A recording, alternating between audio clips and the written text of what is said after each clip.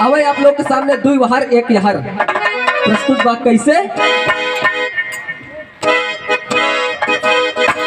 अरे जिया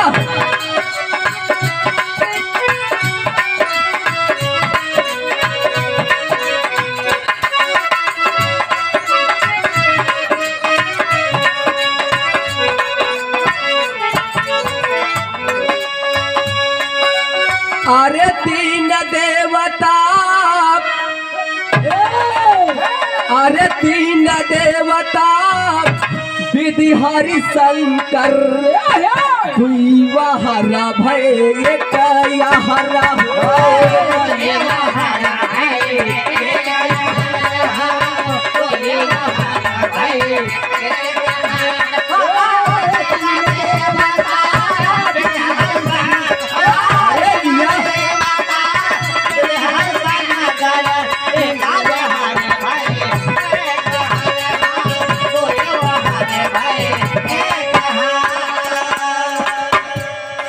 अरे तीन देवता विधि हरि शंकर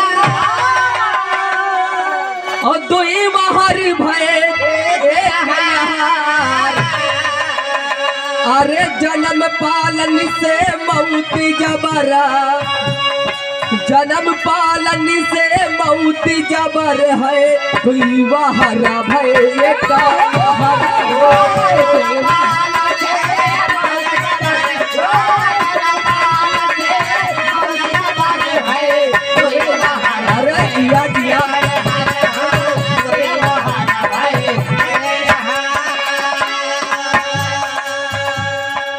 कवि जी के प्रमाण मिला कि तीन देवता विधि हरि शंकर बाबा, दुई वहर है एक यहर। जन्म पालन से मौत जबर, दुई वहर भाई एक तीन। ये धरती पर तीन देवता सबसे महान माना जाते हैं दादाजी, ब्रह्मा विष्णु शंकर। यानी ब्रह्म जी के निवास ब्रह्मलोक और विष्णु जी के निवास पाताल लोक और आपके मित्रलोक के नायक बाबूजी शंकर भगवान। यानी दुई वहार एक यहार। ब्रह्मलोक और पाताल लोक हम आप ना देख पावत है, अदृश्य है, लेकिन मृत लोक देखा थे जहाँ हम आप चलत ही। दुई वहार एक यहार। और सतयुग में कहना बाका,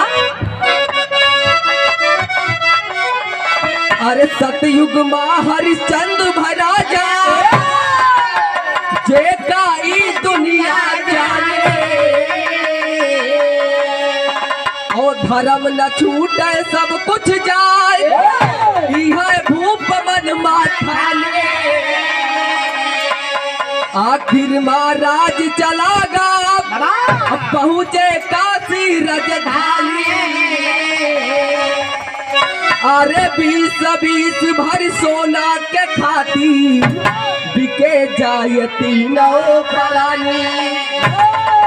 बाबूजी आप लोग सतयुग में राजा हरिश्चंद्र के नाम सुने होंगे, देखे रहे हो? देखे रहे हैं, वही में से छटका है, वही में से छटका है नहीं। सत्य के पालन करत करत बाबूजी अपुआ तीनों प्राणी बिक गए। और बिका थे तो कौने अवस्था में? अरे माई पूता घर भूप मरे घट, माई पूता घर भूप मरे घट, दीवा हरा भय एक।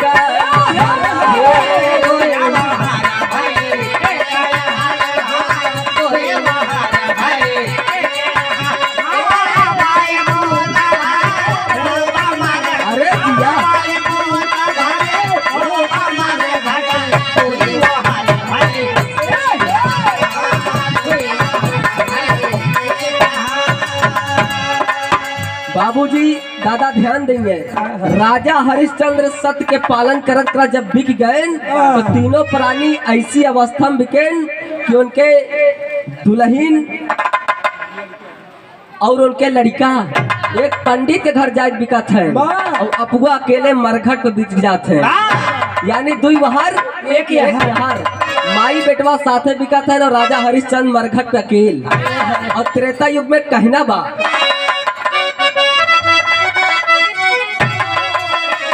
यारी बाबूजी जब सीता जी का हरण हो जाता है और सीता माई का हेरे खातिर सब जाते हैं, कैसे कहना बा। सिया का खोजई राम गए पवन पुत्र हनुमान हरि और खबर पाई के सेना सजा के अरे जब लंका गए भगवान हरि और मेघनाथ और लखन वीर जब भवा युद्ध घमासान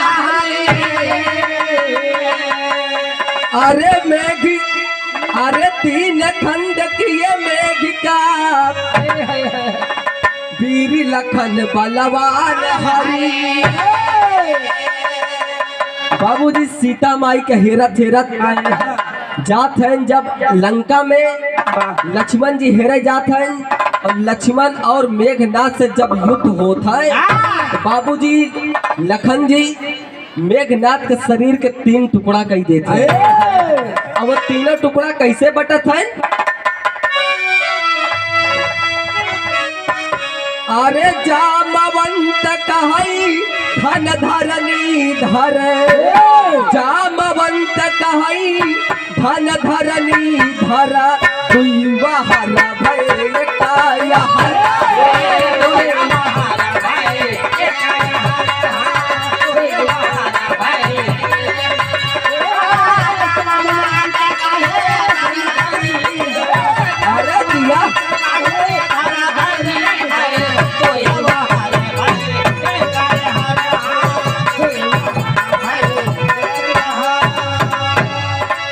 बाबूजी लक्ष्मण और मेघनाथ के जब युद्ध होता है तो लक्ष्मण जी मेघनाथ के शरीर के 3 टुकड़ा कर देते हैं और जौने में से बाबूजी मेघनाथ के शीश जाके रामादल में गिरा था और भुजा बाबूजी जाए के माँ सिलोचन के अंगनाई में गिरा था और शरीर यहारी आए के बाबूजी लंका के रात द्वार पे गिरा था। लक्ष्मण जी मेघनाथ शरीर 3 टुकड़ा करें तो शीश जाए के रामादल में गिरा था नदी पार और 2 टुकड़ा भुजा और शरीर भुजा जाए के माँ सिलोचन के अंगनाई में और मेघनाथ के पूरी शरीर जाए के लंका के राज दरबार में 2 वहार 1 यहाँ त्रेता युग में यानी 2 खंड बाबूजी लंका की तरफ गिरा था और 1 खंड आए के रामादल में। अब आप लोग सामने प्रस्तुत बा भैया द्वापर युग के द्वापर युग में कहना बा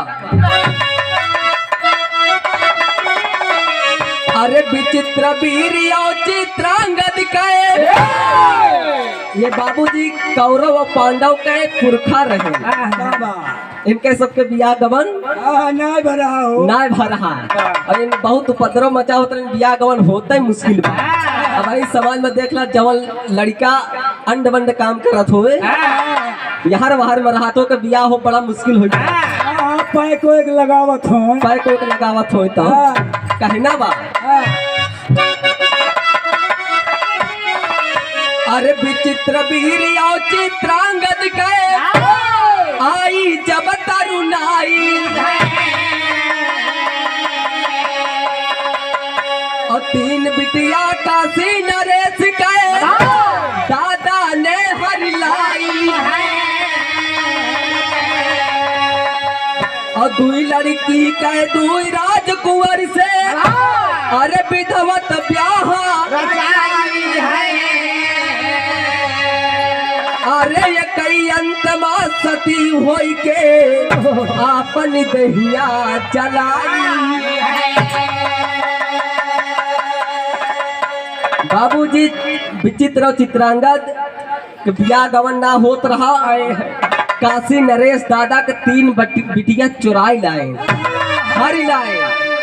हरी लाइन बाबूजी तो करीब बाद होमन से अंबा अंबिका अंबालिका काशी नरेश के 3 बिटिया अंबा अंबिका अंबालिका जब हरी लाइन तो 2 बिटिया के बियाह कराए थे एक ही का वैसे छोड़ दे अंबा अंबिका के बियाह हो गया घर परिवार सजावे के काम करत है और यारी जब अंबालिका बाबूजी अकेले पड़ गई उनका वैसने छोड़ दे कहीं तू बियाह कराए तो कहीं दादा ही बतावा 2 जने तो गुजारा कही दे हम कहा जाई तब वो कहा थे का बताई जे खजगावत कहन का बताई हम मेहरारू से बड़ा दूर रही हम कसम खाए एक बियाह न करे। हम कसम खाई बियाह न करब वाह। कहीं हमका हर किलाए यहाँ दू जने के बियाह कर दिया हमरो कहूँ न कहूँ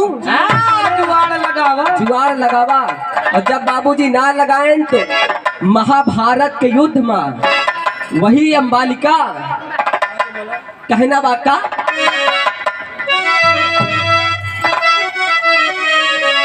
अरे निरख पिता माँ आह भरी अरे निरख पिता माँ कहैया भरी हुई वहना भय एकाया हरा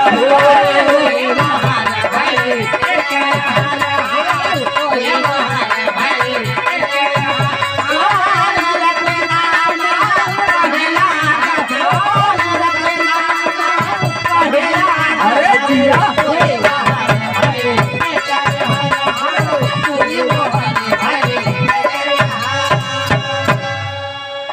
बाबूजी दुई ठौरे बियाह कह दे एक ठौरे को वैसे छोड़ दे दुई वहार एक यहार वैसे हिंगा बाबूजी टीम लगावा तीन गवैया दू जने वृद्धावस्था में हम जानना सीखते पढ़ाते बड़का भैया। और कलयुग में कहना बा यही आप लोग का थोड़ा अटपटा जरूर लागे लेकिन अगर ध्यान से समझिए तो बात एकदम सही कहना बा।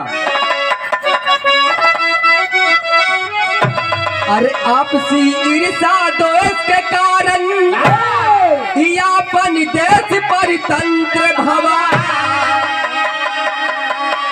और सहत आपदा झेलत झंझटी लोगन मायक मंत्र भवा लोग गए भय इकट्ठा देश गए तब भारत देश स्वतंत्र भला अरे मालिक दुई भय हिस्सा तीन यही देशवा के संग षड्यंत्र भला। बाबूजी भारत भूमि बहुत बहुत गुलामी बहुत परेशानी बहुत कठिनाइयों का सामना कर जब सन 1947 में भारत भूमि को आजादी मिलती है तो बाबूजी भारत भूमि के 3 टुकड़ा किन जाता है। जब बंटवारा हो तो पाकिस्तान अफगानिस्तान हिंदुस्तान और पाकिस्तान अफगानिस्तान के प्रधानमंत्री मोहम्मद जिन्ना बनते हैं और आपके हिंदुस्तान के प्रधानमंत्री पंडित जवाहरलाल नेहरू यानी दुई ठौरे के प्रधानमंत्री एक जने बना थे।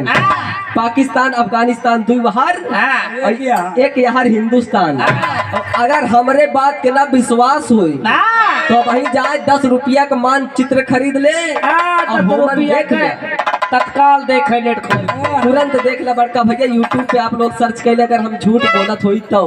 लेकिन कहना बा अरे तया जाऊ देखा मानचित्र पर आ जाऊ देखा मानचित्र पर तुई वहरा भय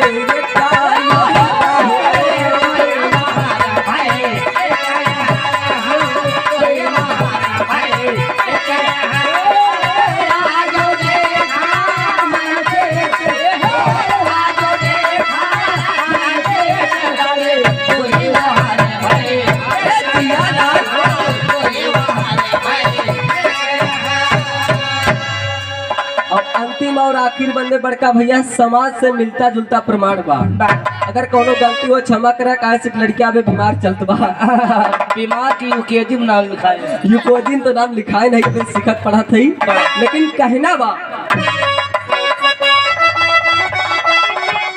कि रानी सुमित्रा कौशल्या ये कई कलहा और 3 धारा गंगा जमुना एक सरस्वती अदृश्य लखाई। भैया प्रबंधक श्यामलाल मौर्य जी अब आई देखाई हम आप लोग जाई थे इलाहाबाद गंगा जी नहाए जाई थे हुआ कहा 3 धारा हैं गंगा जमुना सरस्वती सरस्वती। लेकिन आप लोग ध्यान से देखा तो गंगा जमुना दिखात हैं, लेकिन सरस्वती अदृश्य यहाँ सरस्वती गायब गायब यहाँ वो ना दिखाती। तू वहां एक यहाँ तू जनी दिखाती जनी ना दिखाती। और कहना बा अरे तीन गुण सतरज तमो कलिता बस काय अधिकाई। और माई दादी हरे से निवेदन बा कि आप लोग अगर जब हमारे आप के घर एक बहन बिटिया बारे में चोटी बांधा थी तो देख ला बांधा थी दुई बांधा तीन दिखात है तो देखा था दुई, लेकिन वो तीन चोटी होत है जौने के तीन गुण बा बड़का भैया, सतो गुण रजो गुण तमो गुण। आवाज एक कलयुग में भैया तमो गुण ज्यादा दिखात है, तम माने तामस खींचा तानी ज्यादा दिखात है। अगर वो टीकर वाली ब्यूटी पार्लर पे जाती है तो हम उनसे कमजोर नाना मेठी वाले में जा सब और बढ़ जाए और क्या भैया तामस ज्यादा बा और तीने पन होत है कहना बा। अरे तीन पन लड़कई जवानी वह यकीन गाढ़ बुढ़ाई। राम सुंदर पाल गुरु जी कहा छोटे भैया कहा बेटवा अंकित हमारे तो जान ला दूठी बीत गए, लड़कई जवानी बीत गए, ये बुढ़ापी बची बा। अगर बुढ़ापी प्रेम से बीत जाए जान ला सारो काम हुई। और भैया एक चीज और बा, आप लोग अन्यथा ना लेंगे बात, लड़कई और जवानी बिना मेहरारू के बीत सकत है, लेकिन बुढ़ापी बिना मेहरारू के न बीत पाई।